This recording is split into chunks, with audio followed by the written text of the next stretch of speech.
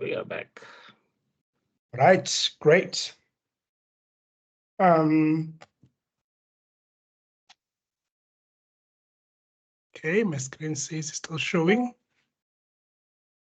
So let's talk about the rational strategy development process.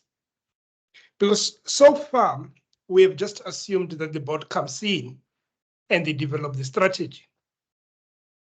But the question is now, if I say, come and develop a strategy, where do you start? In other words, what is it that you will need to consider in developing a strategy?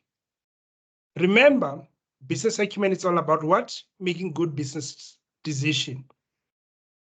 So now, if I have to develop a good strategy and have it approved by the board, what is the process of doing that though?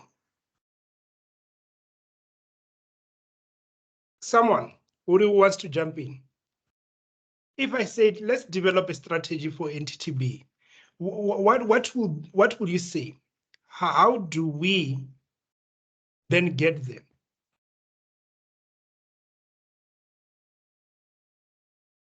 Precious? Go for it. I think I could start by collecting the information. Could be past concerning the internal, external, and see how those strategies worked for the company or where it went wrong, and how the external environment reacted or behaved in terms of the strategy that the company pitched to the internal as well as the external.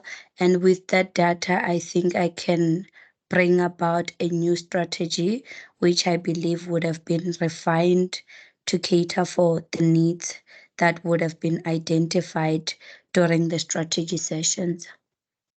All right, fair enough.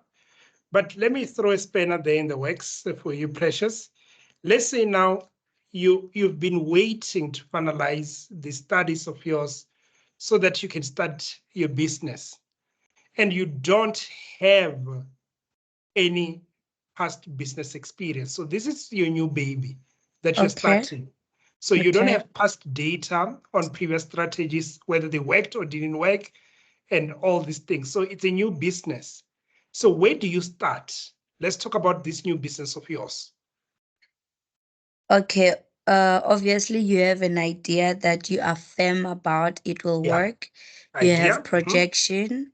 The question would be, do you have capital?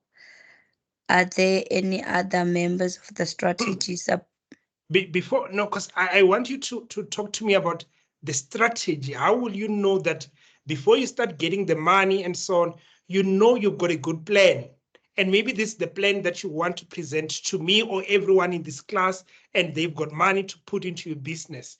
But the idea, what I want to know is how will you go about putting together this strategy so that you can be able to sell it to someone?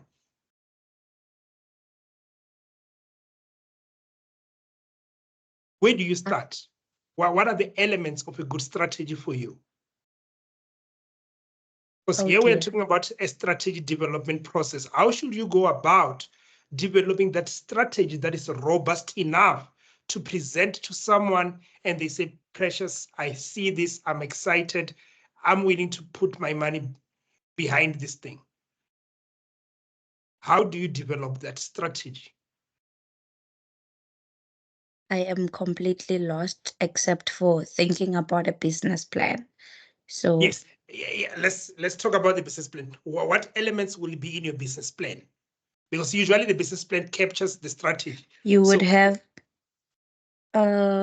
obviously it will have the financial structure. It will have the human structure. Human structure, you mean who is the boss and all these things? Yes, the organogram. Okay. It will have the going concern. I don't know, but yeah, that's how far I can go. Please lecture us. Okay, sure. I'll pick it up. Anyone who Thanks. wants to give it a shot? So you are coming to ask for money. Let's say you are presenting to this class and you're gonna ask for money. Okay, sorry, I was not seeing this. Yes, So I please. think Go for it. Yeah. for me, I think Rendani, what would be fundamental would be in my mind. I'm thinking vision, mission, and because those I think are quite fundamental in how you're actually going to, they sort of guide how you're going to do your strategy. Then you, of Sure. course, you would start moving to other elements like doing your external and internal environment assessments. That's where I think your pastels and your SWOT analysis and yeah, they'll come in for you to sort of scan and get in an understanding of what's going on in the environment. But I think what would be very important is the first start would be your vision and your mission and what is it that you want to achieve with your entity. Yeah. All right, cool. Thank you so much for that. Can I try, sir? Yes, sure. So I think I would look at what is, when you're developing your strategy, what is your customer segment? And then within that customer segment, what is it that your product you're going to sell to those customers, product or service that you're going to sell? And then if you are sure of what the need is for that segment and the product that you're going to sell, how you're going to distribute it to them. Are you going to distribute it directly through direct sales? Are you going to distribute it online? Are you going to distribute it with or in a brick and mortar in a shop? If it's a product, you'll obviously do it in a shop. If it's a service, you can either do it through a salesperson, that's what a direct sale is, or if through somebody online, like you can give material online. And then I would start looking at whether or not you what are your risks now if you now have done those things. Are there people externally, internally that you in your business will affect that plan? And then I would look at some of your resources. So maybe what is your capital resources, what is your manufacturing resources, and so on. And then yeah, that's what I can think of. Okay, sure. I think, yeah, that was the last hand. You wait, I think there's one more, then we'll jump back in. Sapiwa, please go for it. I'm not going to say anything new, but I would also agree with the previous speakers in terms of the vision, the mission, what objectives that the business has. Also taking into account the environment that the business operates in. I have to also consider that in terms of looking at whether this, whatever goals I have, how do I ensure that I can be able to reach them, like you said, looking at the opportunities and the threats. So whatever strategy that I choose must be a strategy that exploits those opportunities, and whatever threats that I identify must be a strategy that limits or tries to protect the vision of the company against those threats. So that's what I will be looking at. Okay, thank you so much. Thank you very much, everyone, for your input. So essentially, there are a number of ways that are out there in terms of theories to develop strategy. But the one that is preferred and mostly discussed in our syllabus is what we call the rational strategy development process. So as the name suggests, it says that this is rational. So it has to make sense. And it's very interesting because, and I think this is always a topic that comes up, that most of the answers I'm hearing are saying we're going to start with the mission, the vision, and the purpose. Then we're going to do an environmental analysis. So there used to be a diagram that talks about this. And what it used to do, it used to have the arrows pointing up and down to these two blocks, environment as well as mission and vision. And at first it used not to make sense to me, but over time, it then started making sense because, one, if I say that develop a strategy, you probably have to know that there is an opportunity, and you are then going to decide what or how you are going to meet that opportunity. So there is an argument that you cannot start with a mission and vision without knowing whether the opportunity exists or not. But your mission and vision, or related, your mission and vision needs to be informed by your industry or environment analysis. In other words, if you then find something in your environment, you can come and update your mission to be clear. It's like you can say that I want to help people that need medical attention in rural areas. Then you have to know that, excuse me, that there is a need.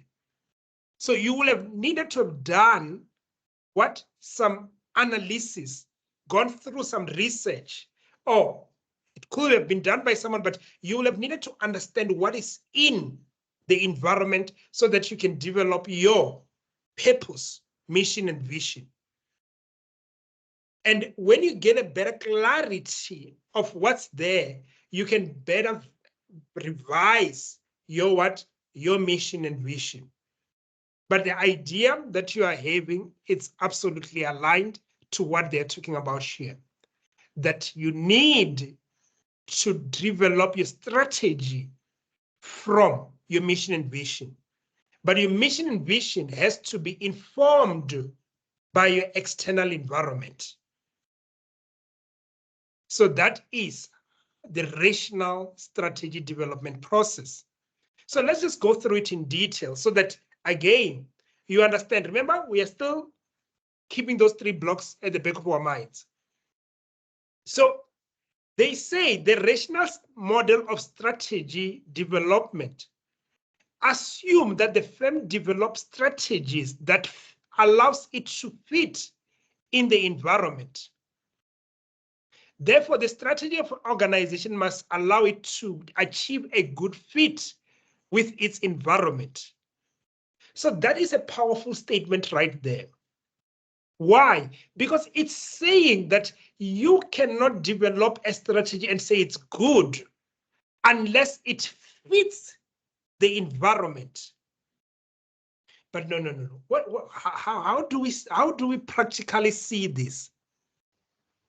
We have seen one Tiger Brands going to Nigeria and other African countries, coming back and saying that, yeah, we didn't do well. We are even closing. We are doing an impairment of 500 million, 1 billion, and so on. And you're like, I thought you guys had this under control. I thought you guys have got robust processes. I thought you are so good that we love you so much in South Africa that every household, if it's not cool beans, it's all gold, it's mayonnaise, like everybody loved you. How do you then go to another country and you ban so badly? We saw Woolworth going to Australia, acquiring the likes of Country Road, then writing it down. What is it? What, 2.6 or 20 billion rands? Write down. And we thought, oh, we will love you, Woolies. How do you go into another country and struggle so much? Telkom, Shoprite, the mighty Shoprite, Mr. Price, they've gone to other countries and they've been banned and things didn't go so well. We've got MTN right now. MTN, it was just last year when MTN said they love the outlook in Nigeria and they love what Nigeria is doing around the currency availability. But just last week, MTN reported that their earnings are about 80% down because of the devaluation of what? Of the Naira against the dollars.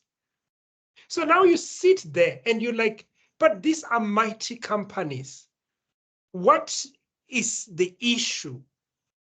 The issue is not that their business model is not good. It is just the environment where they plug that business model. It is not a good fit. Imagine you are taking a 2-plug and putting it in a 3-hole pin. What is it? Yeah, 3-hole plug, putting a 2-pin inside it.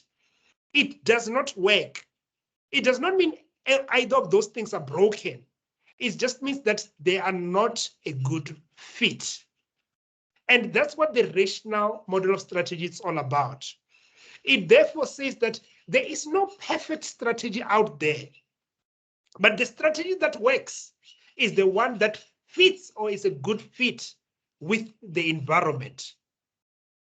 And now, having empowered management with that information, management therefore needs to understand the environment. So management, therefore, they are now obsessed with the environment because they are saying that I've got a good product, I've got a good business model, but I am afraid that it won't work in another place because I need it to fit. It has to be a good fit.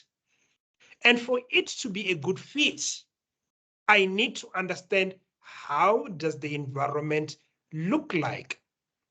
So then it brings such significant emphasis on understanding the environment. Then what are we looking for in that environment? We are looking for opportunities and threats. And now we are saying it's starting to look familiar, these threats and opportunities. So in an environment, the reason we do this is that we want our model or we want our strategy to fit. We don't want to go with a twin plug, whereas it is a what? It is a 3-pin hole. So we want to make sure we take what is appropriate to that market. So we need to therefore look at various factors. Which ones though? Then we are saying that these are the factors that will drive the success of the organization. So how do I then establish, because I'm sitting here that if you put me in South Africa and you said, what are you going to look for before you tell a company to come in or not? I mean, there are so many things that we can look out for, but there are 2 primary models that we've come to accept are very crucial to driving success. And I promise you, if you go now and Google why ShopRite left Nigeria, why Mr. Price left Nigeria, why Tiger Brands left, why so on and so on, you will find that the factors talk to one of the elements or more elements in these models. It's always there. So these 2 models are then our pastel and our Porter's 5 forces. So the pastel says what? The pastel says that I understand the general environment. So talk to me about South Africa. Let's not go into any industry. Just talk to me about South Africa and I'll tell you whether it's a good idea to be here or not. Talk to me about Zim and I'll tell you whether it's a good idea to go in there or not. Talk to me about Namibia. Talk to me about Kenya. Talk to me about Nigeria. So that's what pastel does. So like right now in South Africa, we're going to have general elections. There are some investors that are saying that we are waiting to see the power shift, if any, and we're going to invest. We are saying that if it goes this way, we don't want to put our money. If it goes this way, we're going to put even more billions of rands into the economy.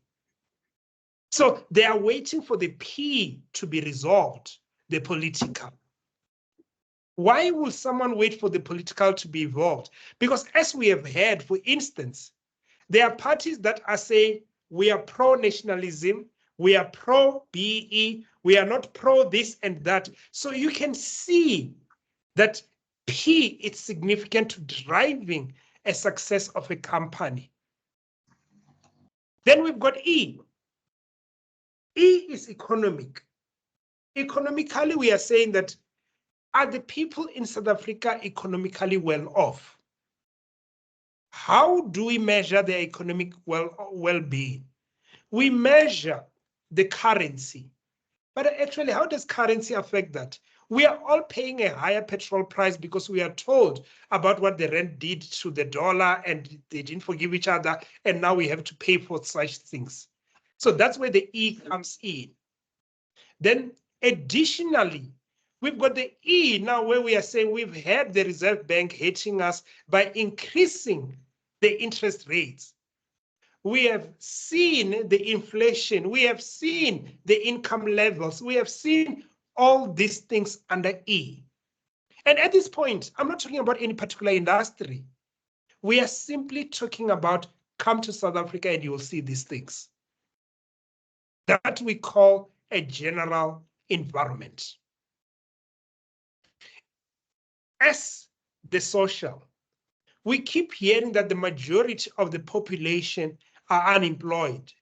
So if you are coming and trying to deploy a product, you need to be mindful of that the young generation are there, but they might not be as well off as to subscribe to this. I mean, I don't know whether you might have seen, but when Netflix first introduced its 49 Rand package, they introduced it in Africa for the first time because they were saying that the income levels in in Africa are low. So it does not make sense to say to someone who is worried about the next meal that spend $10 or on what? On a subscription to watch TV. So that was the idea. But it was them saying, we want to win in this market. And therefore, our business model where we charge $10 to UK and US markets, it won't fit. So what do? We have to create a special package for African market, and we will then be a good fit for that. So that's what it's all about. Understand the environment you are going into. T, we had something called the alternate node back in the days before. Maybe you might not even have heard of it, but what it used to do, it used to do what the products that are doing right now do. What is it? It used to offer video on demand streaming.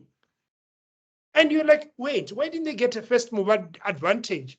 Because they introduced that product at a time when internet in South Africa was very expensive and available to the few. It was at the time where you would buy data and turn off the phone until you transact.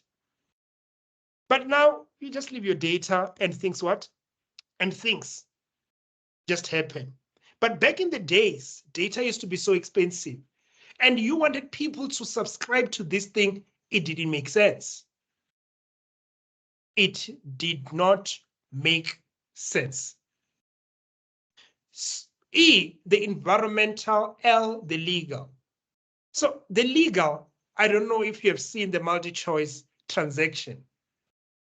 So the multi-choice transaction is very interesting. So the multi-choice transaction, there are some dynamics. We once saw it in the airline industry. I think when one of the airline was going down and they were asking, why don't we get equity partners? And I was like, yeah, it's a good idea. Why don't you? But legally, there is a clause or in the legislation in South Africa that does not allow a foreign company to hold more than 25% of an airline and also, what do you call it? And also in the media space, in the paid television space. So now we've got an investor right there that has now what? The money, but there are this legal restriction that is preventing the strategy to fit. So it's all about a good fit. So you can Google Canal Plus and multi-choice and say, what is the issue there? And you will then see how all these legal things actually get to materialize.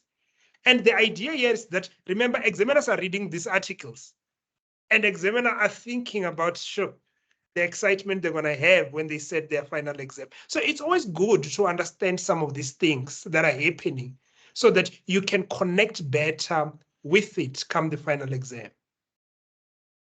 So that is the pastel. Do you understand the pastel? The pastel is saying, should I go to South Africa? Should I go to Namibia? Should I go to Nigeria? Yes or no? This is before we ask you, what are you going to do? What are you going to do is now a pastel model, sorry, a Potter's model. So Potter's then say, oh, okay, I see you are now going to Nigeria. I see you're going to Rwanda. What are you going to do?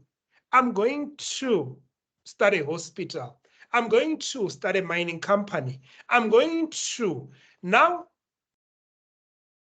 Potter's then say, what is the long-term profitability of that industry? That's the question that Potter's ask. What is the long-term sustainability of that industry? What do you mean? Are you going to make money in that industry or not? Then I ask, why will I not make money? Because there could be someone who has so much power and they're going to charge you the price that they want. Oh, suppliers. So I need to think about my suppliers. Yes. Or there could be a significant buyer in that market that will dictate the terms to you and you will not charge what you want. Oh, so the bargaining power of a customer. Or there could be so many competitors that you will need to always be fighting every day to survive. Oh, the competitive force of competitors. Or the market is so easy to enter that the profit you're going to make today, you will not see it tomorrow. Oh, the threat of new entrants. And people have got so much choices, they don't even need your product. They can get a different product which will meet their need. The threat of a substitute. Those things will affect whether you're going to be profitable or not in the long term. So even if now I ask you again, should you pursue this strategic objective, you will need to tell me, is it safe to go to that country? After you've decided it's safe, then you will need to tell me, is it safe to go to that industry? So you cannot tell me about going into another company, into another country, without having told me about who the customers are, who the suppliers are, who the competitors are, how well the people are doing, who the political environment, like all these things you have to tell me. But sometimes examiners might not focus on all of them. But what I'm now alerting to you is that you need to see this as frameworks. They need to guide what you need to think about. Because earlier on, we asked the question, how do you think about this external environment? But I'm saying that external environment of a business in business acumen, I'm saying that you now have 10 points potentially in a discussion question. Like no sweat. Like you have not even sweat at this particular point in time. You are going there as a confident candidate and saying that I've got 10 potential things. Actually 11 because Pestel is 6 and Potter's is 5. I've got 11 potential things to talk about. So what is a discussion question? So when I'm sitting there and ITC says this is a 23 marks question, I'm saying that, oh, that's not bad. I've got 11 things to talk to you about already. Let me tell you about your customers. Let me tell you about the supplies. Let me tell you about this. Let me tell you about the environment. At this point, I've not told you about how I actually do things. Do you understand? Because at this point, it's the environment. So you and I, if we are saying we are going to this country, we are both being faced with those 11 factors. Then I could then say, let's talk about my business model though. Did you hear about my business model? Then you start adding. And I'm saying that, oh, but no, this discussion question is not bad.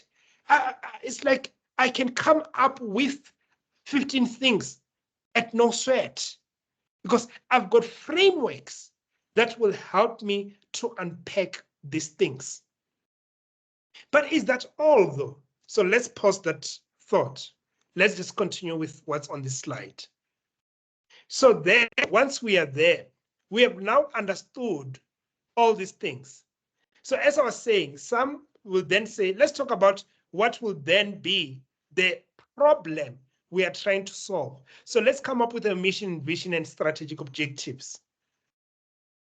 Then now, after we have understood the environment, we then look internally and say, remind me again, why will I succeed?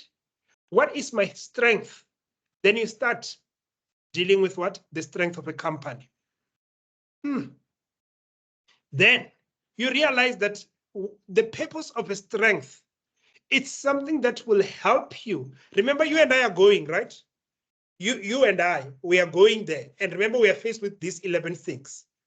But what will make Rendani succeed while company B will not?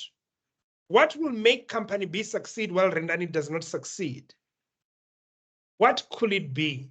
It could be how well Rendani engages the opportunities and stops any risks that might materialize from negatively impacting him. So how do they do that? They have to identify where their strengths lie. Some companies, you never hear of these. I mean, just last month, I was reading about Discovery exiting the UK market. I was like, the mighty Discovery. Why are you exiting? I was curious. They said that the things in UK are very expensive. Their model is no longer a good fit because when a customer loses an asset and they claim, they are paying so much. So their model is not fitting there. But then how does a company like Discovery quietly walk away? Because they've got the strength of financial capital. So in other words, they can absorb that loss and walk away. Some companies don't come back because the moment that loss hits, they're almost what? They're almost gone. Case in point, let's look at what is this guy's name? The Billion Group, the former Billion Group. What is it? The one that owns Forest Hill, the ones that knows it. There was one big mall also in the Eastern Cape. It starts with an R. The name is not coming. Rebosis, yes. Rebosis, it was a property company. It made some investment in the UK. Two significant things happened. Brexit happened, and then there was also what COVID-19. Those things were so significant that Rebosis didn't recover from them. So do you see that the strength, that's what makes one company succeed over the other, the strength of that balance sheet. Because Rebosis was so bad that I think they bought a mall for about 2 billion in debt, whereas their market cap was 10 billion. And then they wrote that property to R1, meaning that 2 billion, it's like it went into thin air. But they still were left with a 2 billion debt that they needed to service. So that's really bad. Because it meant that you had 2 billion and 10, you made 2 billion to be 0, so you now have 8, but the debt still exists and it's offsetting against the 8 that's left. It means that you moved from 10 to 6 billion in a relatively short period of time. But the point I'm trying to address is, what is your strength that will help you to avert your weaknesses and embrace your opportunities? That's what makes a difference between a company that succeeds and a company that does not. So that's why we need to explore the strengths and weaknesses of companies. Okay. Then weaknesses likewise. I am weak when I can fail to take advantage of an opportunity. That's how you need to think about a weakness generally. What will stop Rendani from taking advantage? Now, here the 6 capital helps. No. So wait, how do we now get back to the 6 capital? So let's really connect now. So remember the 6 capital talks about the capital that I input into my system or my organization. But the moment I put in that capital, it becomes part of my business. So when I talk about whether things are a strength or weakness, I can use the 6 capital framework to then identify my strengths and weaknesses. For example, I just made an example about what? Discovery being able to absorb a loss because of their financial capital. Some companies are able to take advantage of opportunities because they've got very smart people. Some people and they're able to do things because they've got some good contracts that have helped them to create some good intangibles.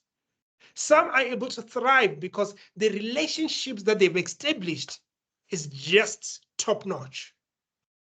So that's why you don't want to hurt your relationships. You don't want to have a negative association because it will damage your capital. But now, do you see the power of connected thinking here? This is what we call integrated thinking. Because sometimes I find that candidates struggle with these things because they think they're studying 6 capital and they're done. But no, you bring 6 capital with you throughout, and you then use it to look and develop your weaknesses and strengths. And I want you to do questions and be able to start seeing these things to say, but wait, examiners knew this. They were just not telling us, because that's there in your solutions. Then once you are here, you have now looked at the external, you have now looked at the internal, and where are we now sitting? You are ready to develop your strategies. Remember, at this point, you have not developed a strategy, because we are saying, how do you develop a strategy? Now you come and say, I'm ready to develop a strategy. Oh, so we talk about strategic development, strategy evaluation, implementation, and measuring that strategy's success against key performance indicators. Does this rational strategy development process make sense? Do you believe? Do you see how we think about it? So I just have a question. With the development of a strategy, does that tie to that diagram that we just explained, where we were looking at the external environment, we were looking at the governance, we were looking at the model, and then we tied that all together? Where does the implementation, where in that model does that fit in? In the business model. Okay, so when we are developing our strategy, we fit it into the business model. No, remember the strategy, the business model is a vehicle to take the strategy forward. Like for now, if I say that, I've developed good content that I want to share with the world, then when I talk about a business model, is do I develop it through Udemy? Do I distribute it myself? Do I distribute it to candidates, to companies? Do I distribute it? So now that's the vehicle I have to decide. Okay. Yeah. So the business model is the driver of strategy. Okay. Hi, Rendan. Wonga, yes. Yeah, in an event that maybe, let's say, a Yes. question comes in and Yeah. they say critical evaluate Mm. maybe the effectiveness of the strategy that perhaps might be proposed on the question. Yeah. So the expectation Mm. would be for me to consider everything that we have discussed today I love as that. sort of, Everything. Yes, exactly that. oh, okay, Yes, okay. exactly. So you will need to start by saying that, but hold on. I've looked at the environment. You want to sell this product for 100 Rand, but there's just high unemployment in South Africa. Hold on. You want to sell this product, but the way you are selling it over social media, whereas your target market is people over this particular age group. So exactly that. You are going to bring everything, sir.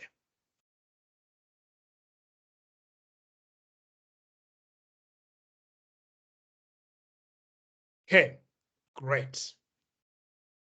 So now let's talk about frameworks. So now that we are here together, when we say there are frameworks to do this, and to Monge's earlier point is the structure. There is structure. Here we are. We were getting here throughout. I know we took a little bit of time to get here, but we are here. So as Monga has just said, we have a framework. The framework looks like this. The framework says that there is a pastel that helps us to unpack the general environment. It says the general environment cannot be ignored because when it hits across. How it hits, though, can be different depending on an industry. Like, for instance, COVID-19. COVID-19 came, everyone. So whether you are succeeding or not, you cannot ignore it. That's what general environment does. So it's not like it's a problem for public sector. It's not a problem for private sector. No. When we talk about general environment, it's a problem for everyone. Not problem, it's an issue for everyone. That's what Pastel deals with. So the issue about unemployment in South Africa and it having increased to these levels is an issue for everyone.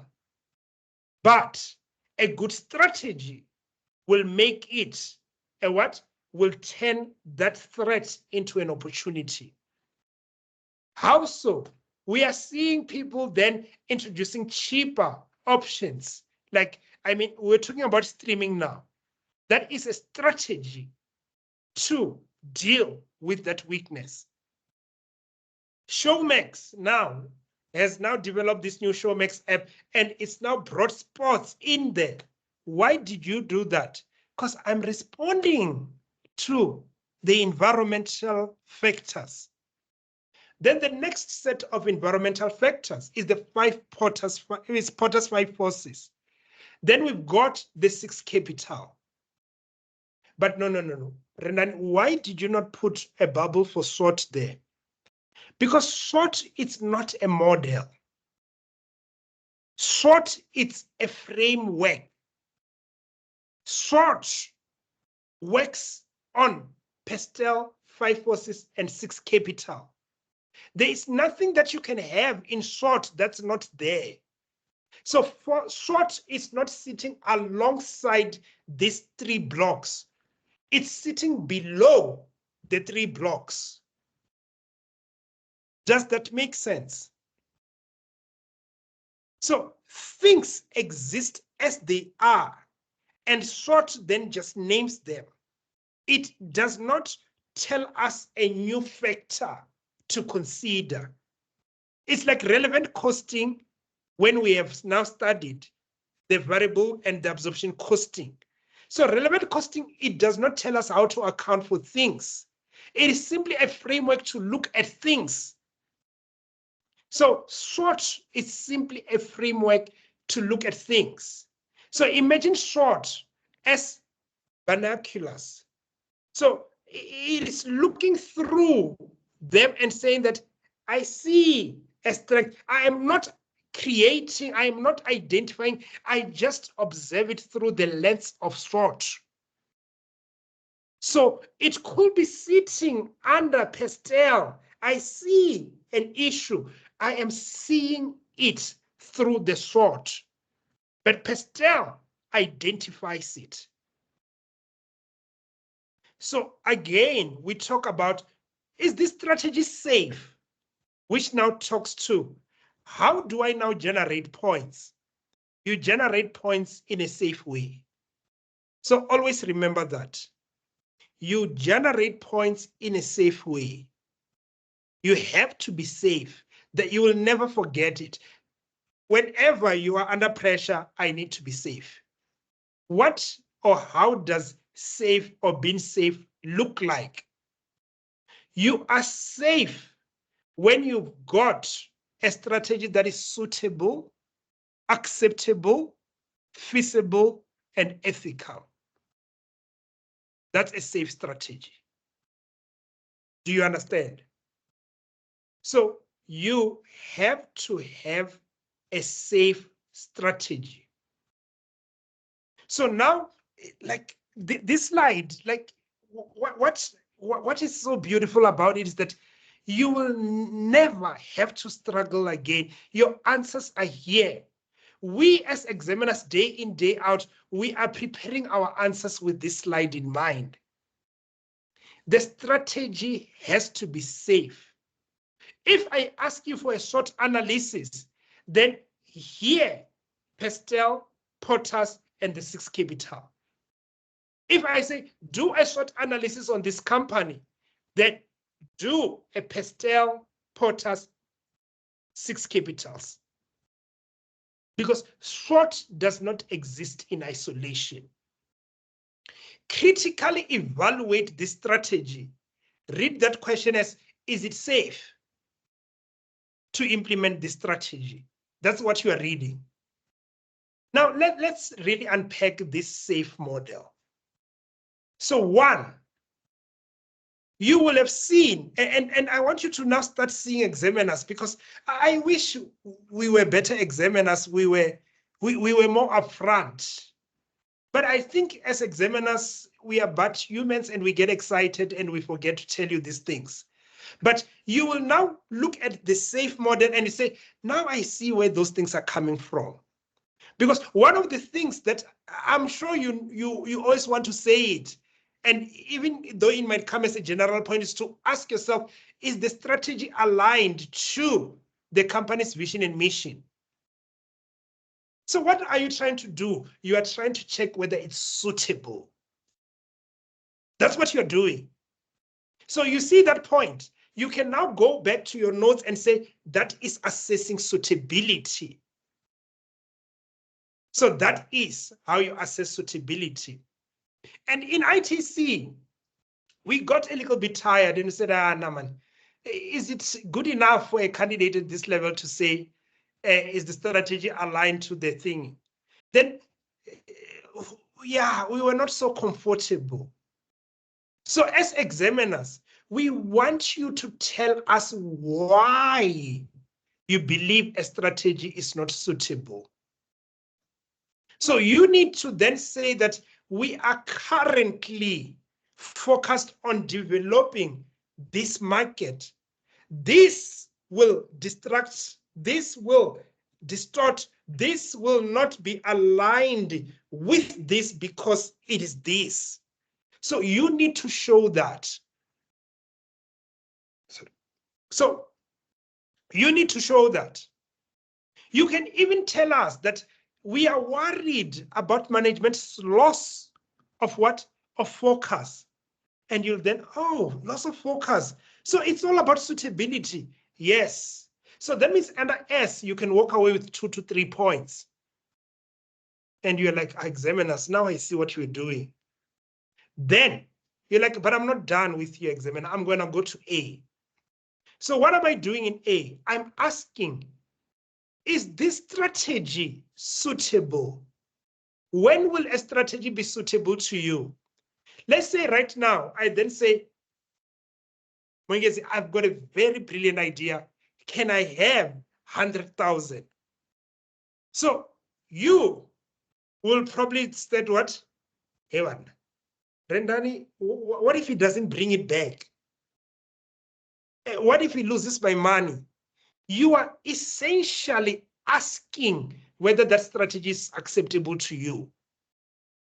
That's it. Do you see these things? Like, guys, can we not love this course? This is amazing, right? Can you see these things? Huh? Are we getting excited though? Like, can you see that this thing is that's why it's called a rational strategy development process. It makes sense. That's what we are talking about. It makes sense. So is it acceptable? You will not give me 100,000, whether you have it or not, if you don't consider this to be acceptable to you. But how do you assess acceptability? You will be telling me about the risks that this thing is there. Hey, like, hey, Renani, do you think about this? Hey, I was like, I forgot. Then you're like, you see, how am I going to give you my money? So you are bringing the key risks and threats relating to this thing I'm putting before you. You will even go as far as, and I'm sure you have seen this point in the solution, are the forecasts reasonable? And you're like, oh God, I should have seen this. They are talking about acceptability there. Because we need to undertake sensitivity of the forecast numbers. Why? Because no one knows the future. So if I come and say that, I promise you, we're going to have 1 million students, you need to say, hey, NPV, it's only 100 million. If we get 1 million, what if you don't get them? What if you only get 20,000? Then you are now talking to me about acceptability. Then you might then say that, what if we no longer have capacity to take more lucrative deals? And you're like, how did the examiner think about this? Because the examiner is thinking about whether this is acceptable. I don't take any work if I know that you will bind me and you're going to be giving me X amount per month and I can't do anything else. I don't want that. I want to know that there is no lost opportunity. So if you then try to do that, it's not acceptable to me. But if we are not talking about key risk and so on, obviously we cannot talk about risks and not talk about Potter's 5 forces or the pestle. Then if you're going to bind me in a contract, then I'm sure you guys will be saying that, are there any penalties to exit the contract? Is it acceptable? That's what you are saying. What if this contract works so well? Can I renew? Is it acceptable? That's what we are talking about. But do you see that there is a framework? Maybe we're just telling you late as examiners, but we are repenting and now we are telling you these things. But do you see them? Do you see how to think about these things? Then we've got stakeholders. You cannot tell me that a strategy is acceptable when you have not considered that this strategy will require the workers to work overtime for long periods of time. We cannot do that. You will be misaligned to consider strategies that will want your workers to work long hours for consistent or for long periods of time. But now, again, multi-choice and canal, the government, as I'm saying, the spectrum is the issue there, or not the spectrum, but ICASA is the issue right there. And shareholders. So as much as we are now thinking about a broader stakeholder mentality, we cannot forget the guy who gave us the money. We can't be that arrogant. So we need to assess whether they will accept this. And you guys were telling me this earlier on to say, we'll consider whether it will make us money. You were simply telling me whether this is acceptable or not. Then, is it feasible? Then what do? You will then be asking me about, do the employees have the skills and expertise? I'm sure you know, you always say that. If it's a new product, I'm sure you do that. Ask the examiner, what do the team have the skills and expertise? Otherwise, do we need to train them? And do we have the capital to invest? You were saying it so consistently even tonight. So you were simply focused here as for feasibility, but now you know that you need to be safe. Nowadays, we cannot talk about good strategy because there are companies that are intent on creating value by taking value from the people that need it. I mean, that's what they've criticized quite a lot of pharmaceutical company about, that even from a COVID-19, do you remember the Johnson and the Pfizer? They were being criticized about what they were doing to African countries. They were being criticized to say, oh, we know we need the medication, we know we need the vaccine. However, the price, they even made African countries sign what? Agreements of secrecy. And I was like, hey, the world, it's a very interesting place. Because you are sitting there and you are like, but are this decision ethically driven? So here we are thinking much broadly than just the CPC. We are thinking about whether you can sleep at night after making these decisions. And what is your reputation? And who are you associating yourself with? That is how we assess the strategies. Does that make sense? So let's talk.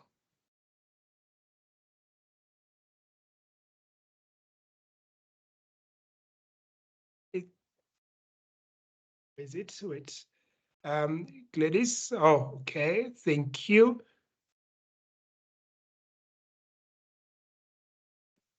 Thank you, Amo, Mkhelang.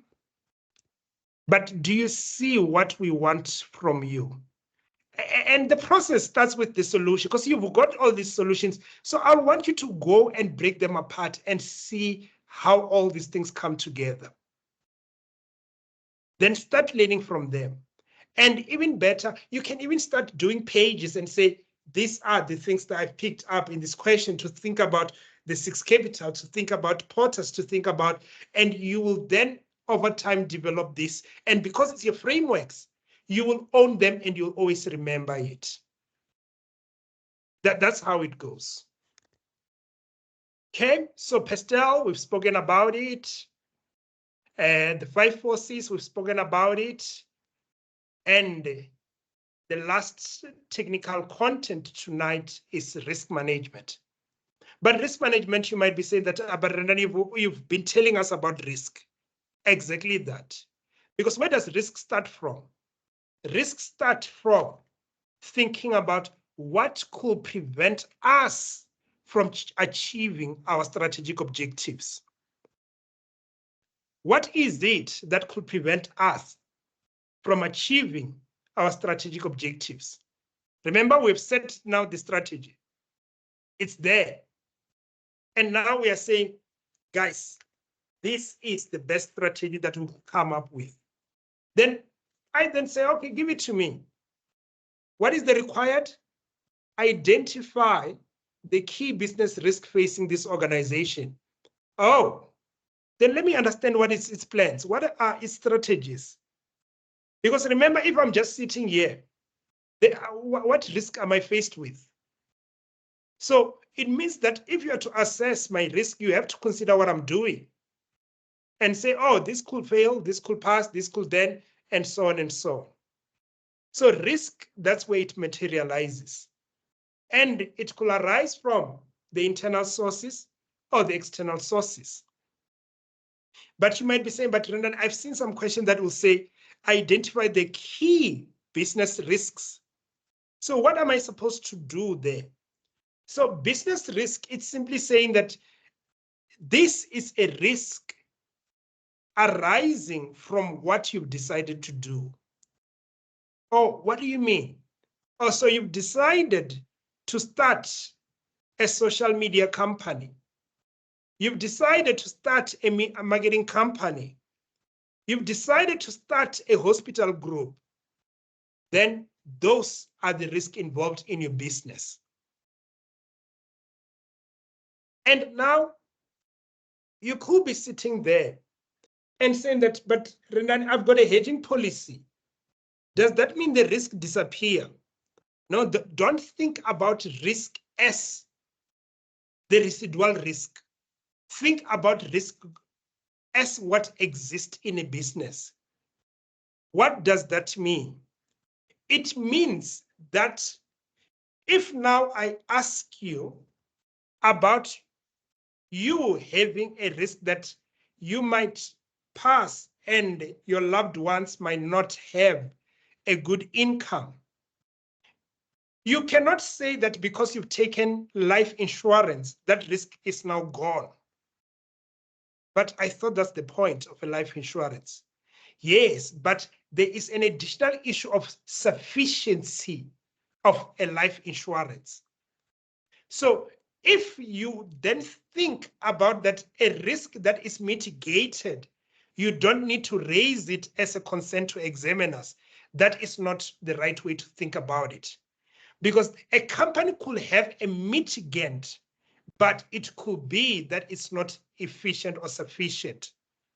Because you still look at companies listed on the JSE, and they will be telling you that we didn't do well. I mean, as we're saying about MTN, MTN is saying the earnings declined by 80% because of the devaluation of the Naira.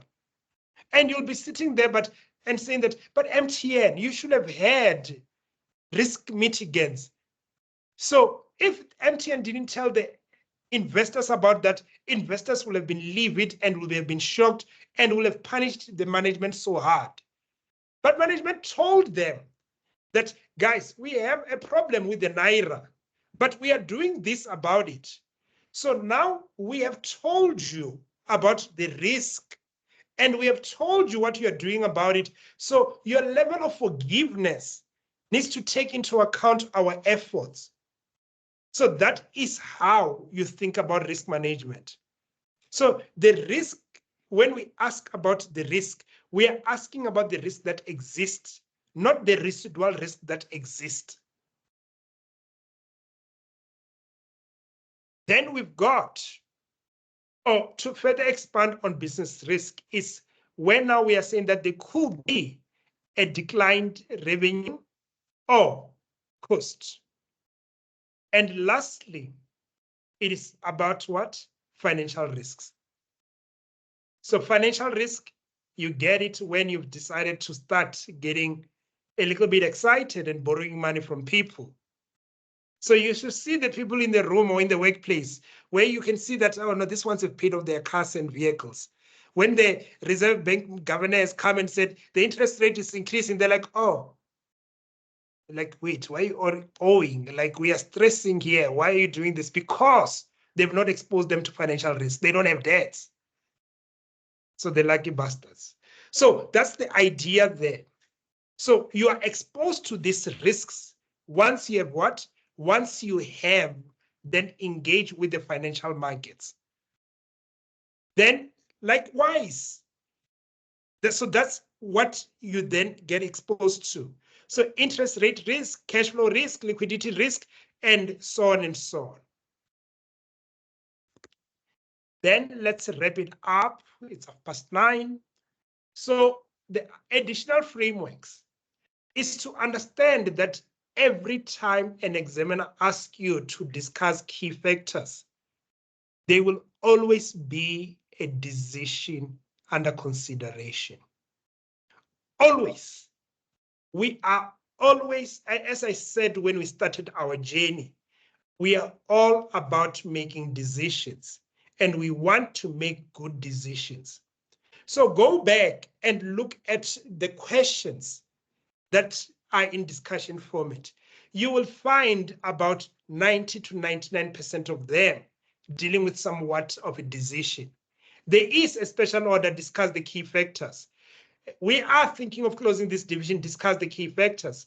We are thinking of borrowing and funding this project. Discuss the key factors.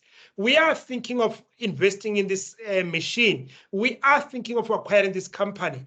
There's always a decision. And if this is true, my plea is don't start from scratch. Develop this framework and start saying that whenever I see an investment decision, think about. But thinking about just creates the framework. You now need to bring a business acumen and take context into account. And that's how you'll get to master this. So tomorrow's question, brilliant. Please invest time. I know it's a little bit late. It means that it's either tonight for those people that prefer to work late or tomorrow morning. But one of you says that you're avoiding team last minute. So let's put in the hours now and let's avoid team last minute. And that's where I'll end it tonight. Thank you very much.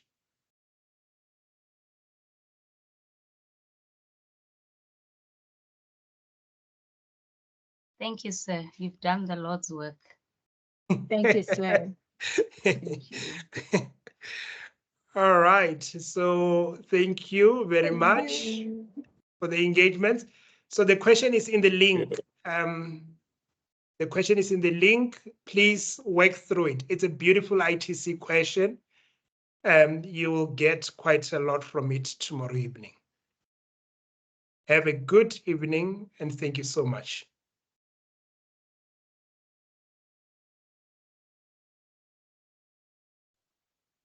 Thank you. Come on. Ready? Come on. Go to the person. Yeah.